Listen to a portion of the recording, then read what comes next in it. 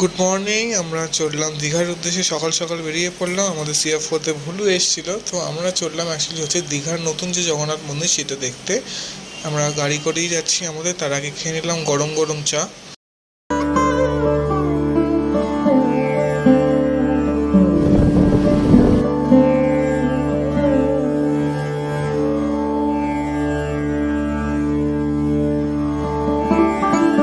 গাড়িতে যেতে যেতেই সব ঘুমিয়ে পড়েছে, দেখতেই পাচ্ছ তোমরা সেটা।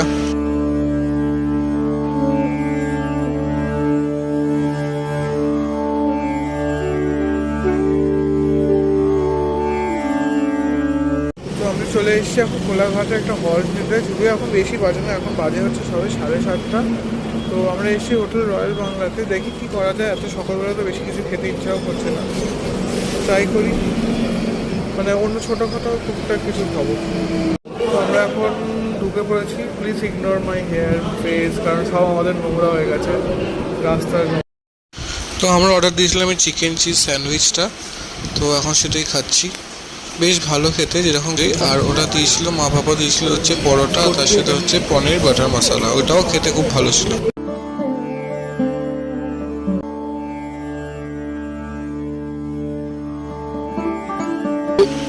তো দীঘায় ঢুকতে না ঢুকতেই আমাদের চোখে পড়ে গেল বহু প্রতীক্ষিত, যেটার জন্য এসেছি, সেই জগন্নাথ ধাম। খুব সুন্দর লাগছে বাইরে থেকে দেখতে। পুরো ভিউটাও তোমাদের দেখাবো আমি পরের ব্লগে, কিন্তু বাইরে থেকে দেখি বেশ চোখটা সার্থক হলো। যেটার জন্য এসেছি সেটা দেখতে তো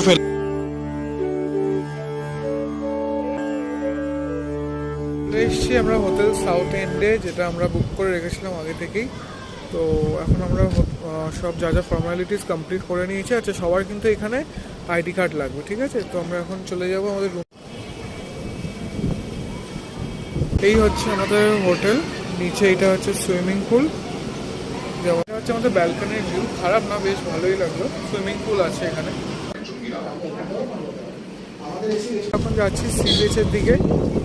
কেমন লাগছে তোমাদের এই ব্লগটা আমাকে জানিও। স্যাটারডে 10th মে ভিড়টা দেখো দীঘার সমুদ্রে। এটা নিউ দীঘা থেকে আমি বলছি। ভিড়টা জাস্ট একদম কি বলবো,